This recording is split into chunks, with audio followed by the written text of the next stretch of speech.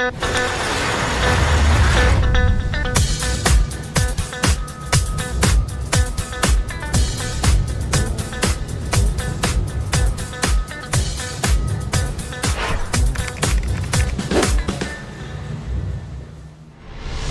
well, welcome listeners to another episode of Compliance in Motion, and we're really excited about this episode today. We have got a guy who not only owns his own business and runs it, called SafT Integration, but he's also the man out in the field working with customers daily to make sure that their safety culture and their safety tasks are all up to snuff so people stay safe and injury-free on the job. Everybody, please welcome Greg Safran, owner, proprietor, safety expert of SafT Integration. Greg, thanks so much for being a guest on our show today. It's good to get reacquainted with you and ask you some questions so you can share your insights and expertise with our listeners. Sounds good, Tony. Glad to join you and look forward to having the talk here. Pretty cool. Yeah, absolutely. So, you've been doing this for a while. I think I've known you for about 13 years now, to off and on. We've been in the same community of safety professionals and safety industry. Tell us a little bit about what are your roots? How did you end up being a safety professional? And on top of that, somebody who has an entire business that focuses on helping people keep their business and their employees safe and their business safe and out of risk of consequences. Well, I'll give you the long short story, I guess. Okay. Could talk for a while on that. So I'm not a safety person degree wise. I went to school at Slippery Rock and I have my degree in geology, and I went to work out of school for Exxon and GES. So I was working for basically two companies at the start of the GES's career, so to speak. But traveled the world, drilling, doing all kinds of stuff with Exxon, GES. And I just loved it. Greatest job I ever had, probably. Amazing career, just so much fun. Did about 15 years with those guys. Wow. Along the way in there, when you heard of the Exxon Valdez. So when Exxon had the Valdez, we have just way too many injuries as a company. And they took the safety program to a whole new level. So they went crazy, and I loved it. So what they did is they took all their managers, and I was a manager by this point, and made us all become safety experts, so to speak. So they sent us the courses, they did some in-house training, and they just went full on. And I started picking it up, and I was a manager, so I picked up all this stuff. And then I traveled a lot, so they would need more, and they were like, hey, we need somebody to help us manage claims. I'm like, well, I'll do that. Can I get paid a little extra? And they'd be like, yeah. So that's kind of how I got into the safety side of it. I came home, and my oldest son now is out of college. At the time, he was 3 years old. I walked in the door, and he looked at me, and he ran and he hid behind my wife and was like, who is this guy? Because I was never home. I was gone for months at a time. Yeah. I said, I don't want to be that dad. Yeah. And I started looking, and in between there and where I'm at today, I work for a couple insurance companies, and specializing in helping companies with high experience modification ratings. In Pennsylvania, you get kind of a grade for your workers' comp. And I was really just kind of lucky, I guess, with the background I had, safety, hands-on, being practical, out in the dirt, doing jobs at Exxon. And it carried over into manufacturing, construction, oil and gas, all fields that I, like to be in right now. I want to do what I like. So I only target certain companies, right? Why run around trying to help everybody when you can help, certain industries that you're really good at, is the way I look at it. And I started, up SafT Integration almost 15 years ago. So I've known you right from the beginning. Yeah. Through all the craziness, and we've just stayed constant. We're a small group of people. I have 5 total, 3 full-time, 2 part-time. The 2 part-timers are great. They're retired, basically. I use them when needed, so to speak, now. And we're just trying to do, the best that we can. We focus on a lot of stuff. We have, I say we're a loss control safety company. So we don't just do safety. We just don't do safety training. We don't really even market that. We'll do some. But what we like to do is get totally involved with our client. looking at all kinds of stuff loss controls, work comp history, and just really dig into what's going on. So that's the short version Okay. of a long story, man. Yeah, no, right. And so when you talk about industries, what industries are you predominantly focused in on across that portfolio of companies you work with? Yeah, so I always tell everybody, listen, no matter what business you're in, it's probably good that we meet and chat. And I don't care how many employees you have either. But what I personally enjoy doing on my side, and I'll say I love manufacturing. It's four walls, so that means I can control the environment, so to speak. Yeah. Um, that's not a construction company or oil and gas where people are all over the country or outside. Little harder circumstances. Um, so I love manufacturing. I love oil and gas because of my background. Obviously, I'm a geologist, to my core. That'll never go away. Mhm. And some construction. I like construction. So, I have another guy. His name's Tony. Also, he is a trucker by trade, and he switched over into the safety world. And he's been with me getting close to 10 years. Everything lumps in 5 to 10. So he's in there somewhere. Yeah. But he's really, really good at the transportation side. So we try to feed him with what he likes. So we do a lot of transportation, both in PA, Ohio, and West Virginia, especially. Yeah. So, but he really enjoys that, and he's really good at manufacturing too. So those are probably his two favorite facilities. And then the lady that runs my world, will say, Stephanie, she will help anyone kind of lady, and absolutely brilliant. She does all the background work. We'll talk about some of that a little bit later here in our discussion. But she'll do anything for anyone, and she's good at it all. Yeah. So that's kind of where we like to thrive.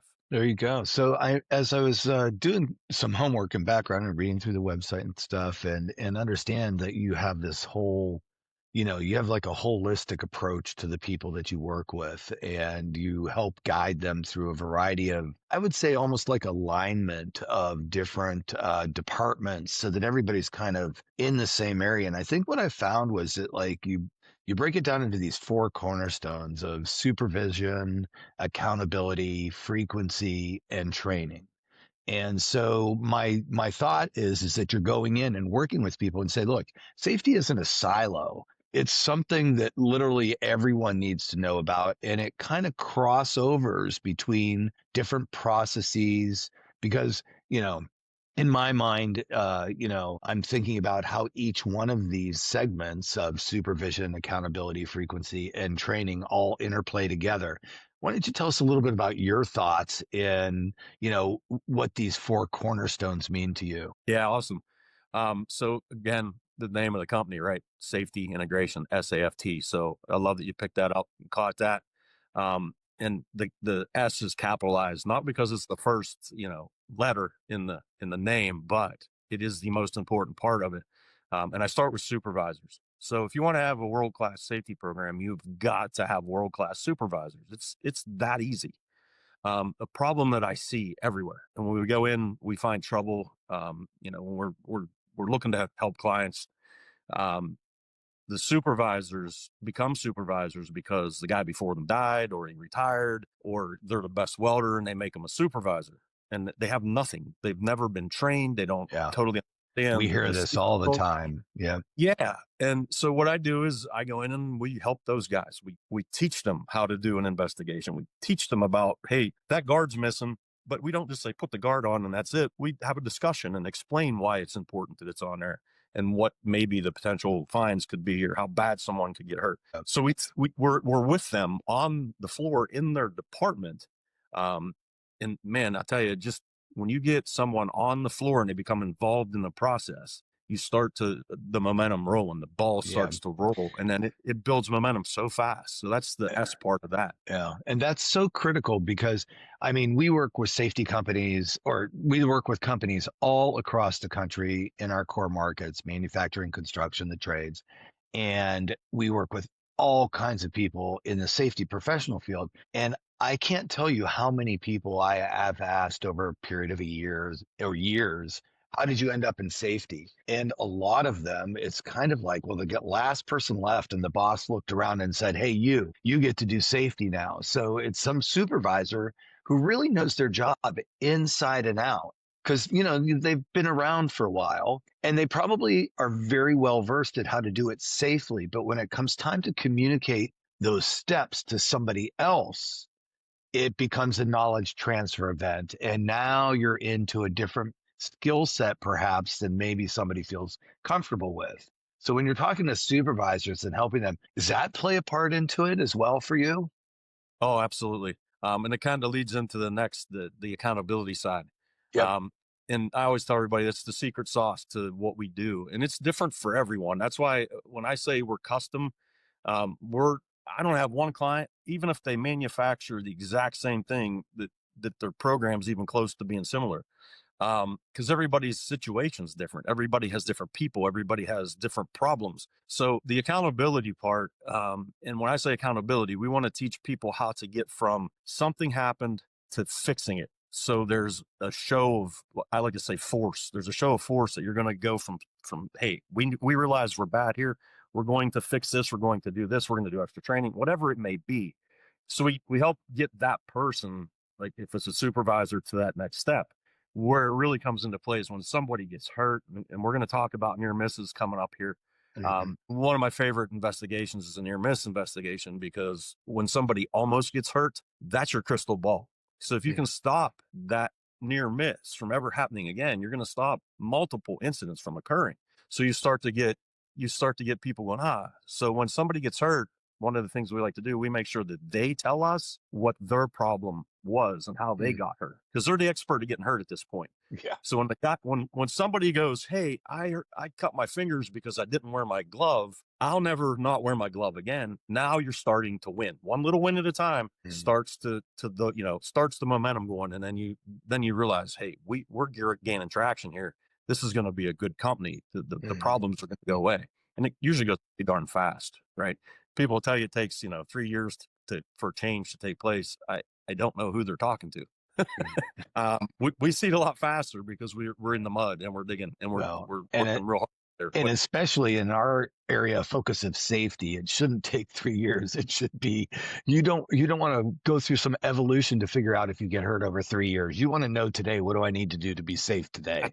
Yeah. absolutely, Yeah, without a doubt, right. And there is a huge sense of accountability on the worker's part. I did a podcast the other day with the senior leadership of a home residential construction company, and he was describing as, this is a grassroots thing. People need to understand that they have a sense of accountability. They have to have a sense of accountability to keep themselves safe and not take shortcuts and things like that. But you still need that leadership support, and it needs to permeate throughout. So at all levels of the company, there's a sense of accountability, right? absolutely. That's great. And I always like to tell everybody, listen, who's responsible for your safety? It's a question I like to ask when I'm starting with people. And I'm here, safety guy, manager. The answer is you. You're looking in the mirror. You're looking at the person that's responsible for your safety. You have Hmm. the right to go, hey, I'm not doing this. This isn't safe. Or I'm not going to do that because I don't know what I'm doing. Yeah. I've never been trained or shown, right? You have to communicate. So it's key. It's part of the accountability is great communication between Yep. everybody. We work with union, non-union. It don't matter. But communication there is key. Um, and then that leads into the next part of the name is F, frequency, and we're looking from 10,000 feet. So we're going to look at your severity of your injuries. We're going to look at the frequency of your injuries. So we're looking at things like your OSHA log. We're looking at your work comp loss history, and the more of that I can look at, the better. Hmm. We like 5 years. We can go as low as 3, but if we can really dig in, we can start digging into the problems that have got you where you're at. We look at things like downtime. If you're making a product and maybe you buy a bad roll of steel and it causes your machine to malfunction over and over again. So now that because you're doing things that you normally don't do, you're going to have a better chance of getting hurt. So we look at all this Yeah. wild stuff from outside of the business coming in and going, man, you guys got to fix this, or you got to look at that. So that's kind of how we start. Yeah, And then the really what last, I like about what you're touching base on there is that, so many people will gather data because they need to do a report for OSHA or they need to do a report for workers' comp or something like that, right?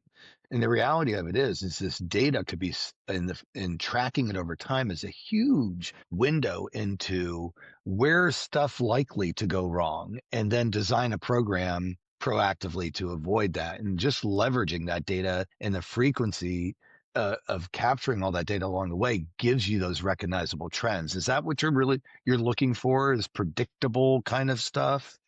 You nailed it, brother. 100%. Well, one, we're looking for when we start somewhere, where their big problems are. And we're looking to see if there's things that we can shut down immediately. Right. So if you're looking at all this data, we usually hit the ground running. Like we're not going to waste time trying to fix something that isn't there. Like a lot of other safety companies and people, they're like, hey, we have a program, and they try to run their program. Well, it's not going to work everywhere. So we really focus on their problems. And when I say their problems, I'm talking about clients. We want to get in there and stop anything bad from happening as fast as we can. Right. Absolutely. And then the last one with the training. Yeah, the T is training, and it's capital. It's at the end for a reason. And I'm a huge fan of not doing the silly 4-hour, safety day or the 8-hour safety day. People's attention spans just can't hack it anymore. Gone. I mean, they are gone. Yeah. Smartphone. Yeah, right. I call it the dumb phone, but people's attention spans are gone. So I believe in short burst, fast training, 5-10 minutes. We like to do daily. We're a fan of tailgate talks. We're a fan of Ving. We love that constant on your mind safety reminder, and it should be task specific. So whatever you're going to do for that day, you should talk about it. Remind, hey, this is the PPE you need to wear. Hey, you're going to be building this. You're going to weld this, and go down through the steps that you have. That's my version of training. And when you stack up 5 to 10 minutes a day throughout the course of the year, look how many hours of training you're going to have at the end of the year, right? So there's no real guide that says you have this, this, and this. So do it where it's constant, and people are learning all the time. And it's repetitive over a course of a year. So people start to hear it again and again. And hey, you learn by repetitiveness. Yeah, absolutely do. And, I always, we're a huge fan of microburst training, obviously. And it's not by accident. It's by over the evolution of the way people learn. No one today goes to Google or goes to YouTube and says, let me find the longest training video I can find to help me change this faucet or be safe on the job, or everyone. And they're looking for something that's super short. And if it doesn't hold their attention in the first 30 seconds, they're looking for something else. Right. Yep. So people just don't learn that way. And life happens, you're standing there and you're doing these trainings, and, if it's over that threshold of their attention span, then, they're thinking about, I got a soccer game after work. I got to why is this guy Greg talking so much? I got to get back in, and I have work to get done before my boss shows up. So microburst training, when people start to go through and realize, hey, Greg's going to talk to me about something. He's going to be super informative. It's going to hit the nail on the head, and we're going to be done. And then we're going to move on to something, versus starting out with rolling your eyes a little bit. Oh, here's another 40-minute, or here's another half-day safety thing I got to go to, right? It really changes the level of energy that the learner has around it and stuff like that. Here, switch gears a little bit and go into a couple of areas. But, real quick to recap for our listeners: supervisors, accountability, frequency, training. So walk away with those 4 things and go take a look at your organization. And if you need some tips and help, certainly jump over to the SafT Integration site and take a look at some of the stuff that Greg has there, or reach out to him, because those are the 4 pillars that you should all be paying attention to when you're thinking about elevating your safety culture, for sure, and then developing those tactical plans from that accountability and frequency area. So I want to talk a little bit about HR and SafT integration. So a lot of times we're working with companies and they seem very separate. We feel like, we've got the safety manager over here doing their thing. We've got the HR department over here doing their thing. And I would say only about 50% of the time do we have the HR and safety integrating with each other to develop this whole program. HR tends to look at it as, well, I'm planning or a payroll. I'm planning a shift or something like that for scheduling. I just need to see who's done what when, but talk to us a little about what your thought process is. HR safety integration. Man, you nailed it. So in a slightly, let's just say, larger company where you do have safety and HR, um, Yeah, it's which is not, key. by the way, which is not a lot of companies don't have the Yeah, luxury of having, yeah. So go ahead. yeah, Yeah.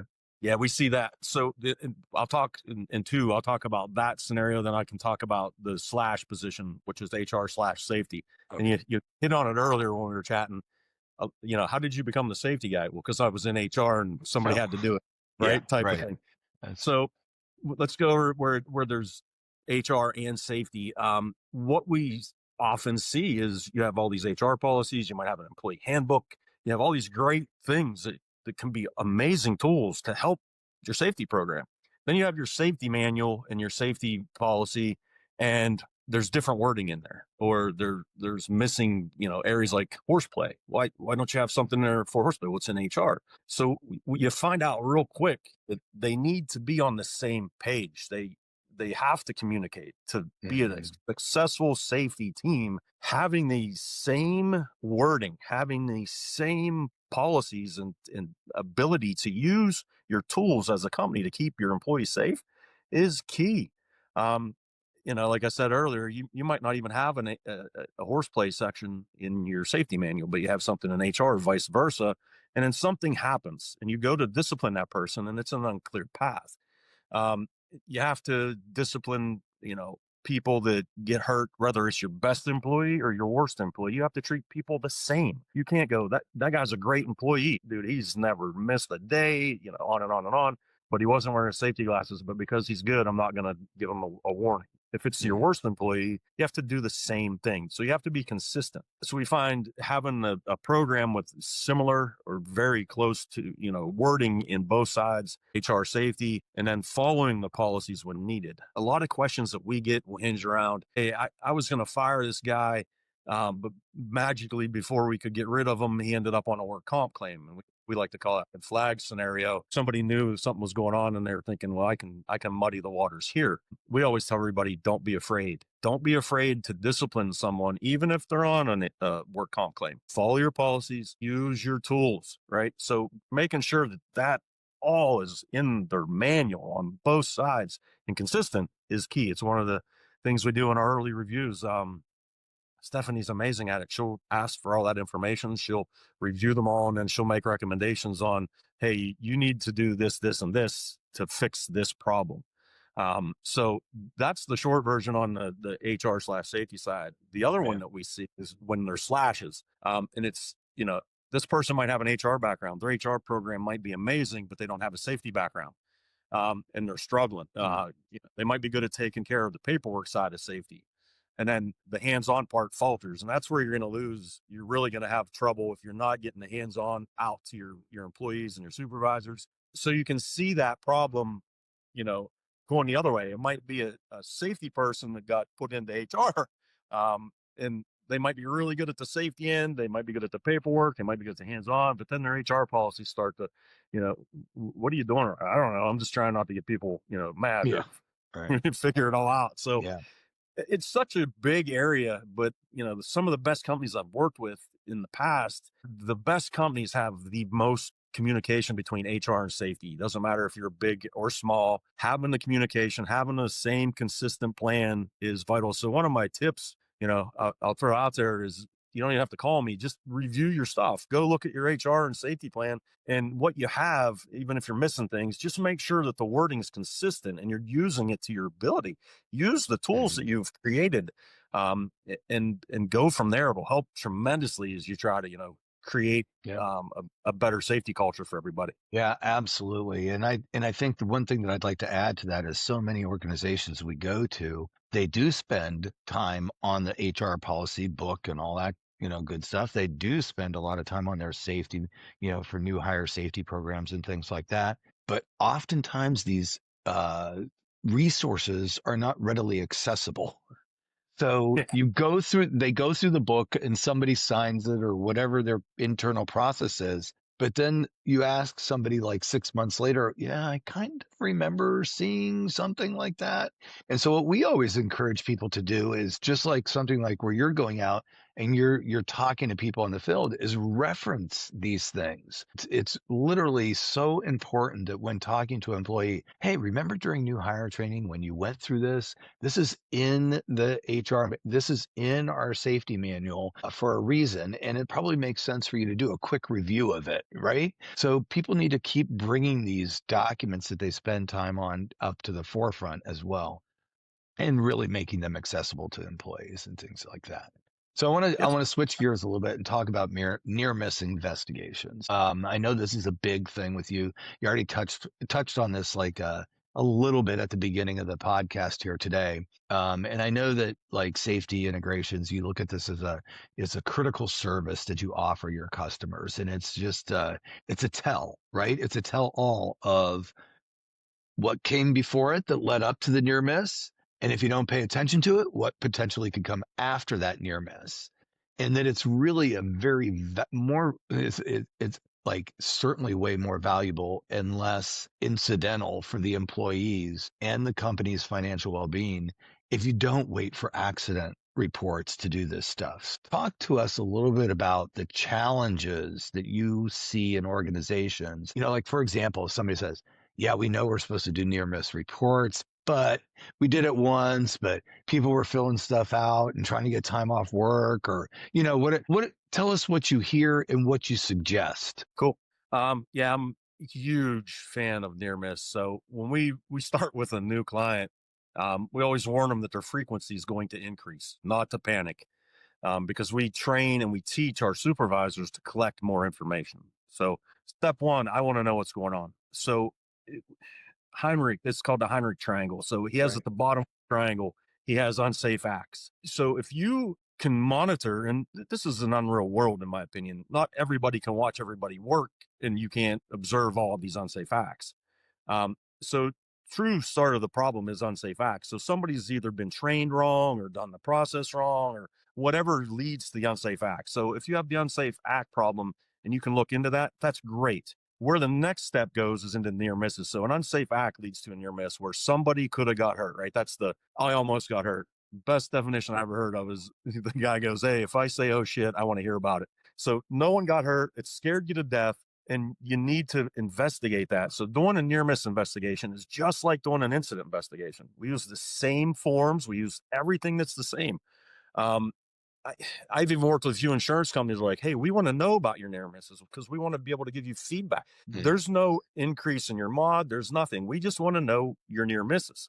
Um, so explaining near miss to somebody is like, listen, if you'll do near miss investigations for me, no one's ever going to get in trouble because no one got hurt. There's no damage. There's no injury. Um, it's the free card. So we want to dig into it. We want to document it all. We want to stop that minor injury that's the next step up in the triangle from the near miss, right? So if you can stop a minor injury from happening and then stop a couple minor injuries from happening, in theory, you're not going to get to a severe injury from Mm. happening. And if you can stop the severe injury from happening, you're at the top of the triangle, you're at the fatality. And no one wants to make that phone call. So that's the theory of going through the triangle, Heinrich's triangle from the bottom to the top. And if you play the game and really investigate near misses, right? You dig into what happened, how are you going to fix it, and you get to the root cause where it might not just be one thing, it could be three things. You fix those. And then you're like, well, we haven't had a near miss for 3 months. Well, that's because we just did the 6 near miss investigations and we fixed Yeah. all these problems. So as time goes on, your near misses should get smaller, right? You should have less. And that's going to lead to less incidents. It's going to lead to less major injuries where you're wasting money on work comp and jacking your OSHA numbers up all over the place. The trouble that we see, people get nervous. They're like, wow, we're doing a lot of paperwork. Well, I told you it would be a little bit of work. You can't just fix things without putting effort into it. Yeah. So you have to dig into it. You have to be committed. You want to make a better workplace. And to be honest with you, my tip on this one is if you're not doing them, it's time to do them, It's right? time to Don't, do them, right? it's Yeah. time to do them. It And is one of the best tools. And there are all kinds of tools out there, obviously we're one that help you to automate the collection of this data and look at it over time so that you do have the ability to do that follow up and talk to your team about trends that are trying to emerge or are emerging that you're trying to derail before they go up to the next level of the pyramid, right? And so you owe it to yourself to, define your process, work with an expert that can help you do that because you want to make sure you're capturing all the right data. And when we say capturing data, we mean like using common metrics month to month, so that it's very easily like you can look at a number and kind of see what's going on with it over a period of time. You don't want to where it becomes a nightmare is if you're not consistent, right? And then Absolutely. all of a sudden your date you've spent all this time capturing data to recognize a trend, but you can't see the trend because the data is all over the place. So you want to establish a culture and a process around doing these kinds of things. Yeah, so obviously near miss investigations are a big thing of it. And we didn't even talk really about like how these things lead to time off work and the impacts of things like that. So when you go into an organization, is that like sometimes like the whole catalyst for why somebody might hire you is like, hey, we obviously have something broken in our process. And like we can't afford to have these experienced workers take time off work for anything, let Yeah. alone a minor injury. So talk a little bit about that. Yeah. So one of my favorite things, helping companies fix. So yes, you're 100% correct. Not doing near misses and letting stuff happen is one of the main reasons we get clients. They're in trouble. Their system's not working right. I love it when an owner looks at, I'm spending 250 grand on work comp this year and I should only be spending 50. He's feeling the pain. He needs to get there. And be honest with you, what we charge is pennies on the dollar there. I can guarantee you we're gonna make every ounce of money back for you. And technically the money we're gonna save can pay for us to help. I always just laugh when somebody doesn't get it. I'm like, man, I didn't do a very good job explaining that to that guy. Sure. But we go in, one of the biggest things we see is in PA, especially in PA, because there's panel for your doctors. In Ohio, it's a little bit different. You can go to your own doctor, but is working with the doctors to understand that there's a thing called transitional return to work program, which means, yes, that guy got hurt at work. It's a legit injury. We want to bring him back. We can bring him back today. We don't want people sitting around collecting comp, right? Indemnity, sitting at home getting paid to do nothing. They're losing money because you don't get full pay when you're sitting at home on indemnity. So we actually work with the doctors to teach them, hey, this company has a program. You can bring them back. We'll meet any restriction you have, and we'll get this person to heal faster. They're going to heal better because we're in control of that person for at least 8 hours while they're here. So they have to follow those rules the doctors put on someone, right? So maybe you strain your back and the doctor goes, hey, you can go to work, but you can't lift anything over 20 pounds. So we review that with that person when he comes back. We tell him that if he lifts outside of 20 pounds, that's a violation of the SafT program and we can write you up. So don't lift over 20 pounds. If you have to lift something heavy, get help. All right. Don't lift it. Get a dolly, get a coworker to help you, get two coworkers to help you, whatever the story may be. And then that person's going to heal. If you leave them sit at home and the doctor says, don't lift 20 pounds, the dude's carrying 230 packs of, Miller Lite from the store to his car. He's already over the limit, or he's going to, hey, I need to put my roof on. I've never had time. So now he's carrying bundles of shingles to his roof or whatever the story may be. Yeah. Right. So you want to make sure that you're really working on transitional duty. You get that person back to work, and it's a transitional period. It's not forever light duty crap. That's why we like to call it transitional. They're going to be, in this state for a few days or a week or 2 weeks or whatever the story may be, and they're going to get better and they're going to come back to work. Mhm. So, you know, digging into that problem and it's different for every injury, for every person. We use a tool called the ODG, Official Disability Guidelines, which is awesome. So across the board in every state, they collect data on work comp injuries. So if you have a torn rotator cuff, I can flip it into the ODG book and look and say, all right, this guy has 4 months or whatever it may be of recovery time. This is the therapy. So it tells you step by step how people get treated for this. So if you're 8 months into a rotator cuff and you've had no complications, why aren't you full duty right now? So a way to talk to doctors is what I use it for. And listen, if you're out there and some free advice, if you don't have transitional duty, get it. And if you want to really dig into to teach and talk to your doctor, get that official disability guideline book. It's a few bucks you have to pay for, but the information, Well worth it. Yeah. yeah. Well, our time today has just flown right by. You've been a great source of information, and I'm glad that we had enough time to cover each of those key points that we thought that our listeners would really connect with, because um, they're really walking away with like some very nice tactical things that they should go take a look at, look under the covers, see what you're doing. And a lot of times some people already have a process in place, but every once in a while you just got to pause and take a look at it and say, what's new? What could I do differently? How has the business changed? Do these steps that we've outlined before still apply? Maybe instead of 5 steps, we need 7 steps, or maybe instead of 10 steps, these 2 go away because now the business has evolved. So this stuff isn't meant to just be on the shelf and dusted off. It's meant to be used and updated and frequently circulated, and make sure that it's always up to snuff for your particular business. As we wrap up today, I want you to think in top of mind stuff that just really comes to you. What are a couple of practical takeaways that you would encourage our listeners to, like, hey, if you got anything out of this today, here's 2 things that I would recommend you do before the end of the day, or for sure start tomorrow. Man, I would say near miss reporting. So check your policy. If you're not doing it, start it. Like you said, there's all kinds of resources out there, but if you're not looking at your near misses, you're missing the big picture, and it's going to haunt you. You're going to have the bad one that no one wants to make the phone call that your husband or wife or whatever is not coming home. And that's going to put a kink in your business because OSHA is going to be up your six. Secondly, I would say, like you mentioned, review your policies, make sure that they're communicating and you have a clear picture on what you want to do and where you want to be and how to get there. So HR and safety isn't 2 separate divisions, it's one, and they need to communicate together. So I would say those are 2 easy things that you could do without having to hire anybody or looking anywhere. Is just dig in and give it a shot on your own. And if you need help, call either one of us. Yeah, there you go.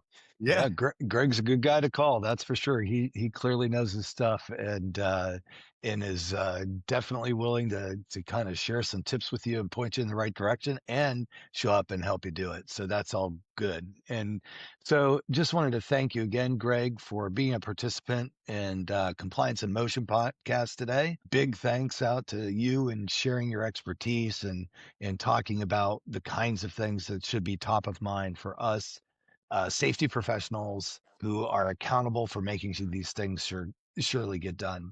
And to our listeners out there, if you found this podcast today helpful, which I hope you did, we'd absolutely love for you to subscribe, share, talk to your friends. And if you know of anybody that you go, wow, this guy, my buddy, my colleague, or yourself would be a great guest to have, please reach out to us. We're always talking to new folks and filling up the calendar with potential guests for Compliance in Motion. Until next time, thank you very much. Stay safe, stay smart, and keep your compliance in motion.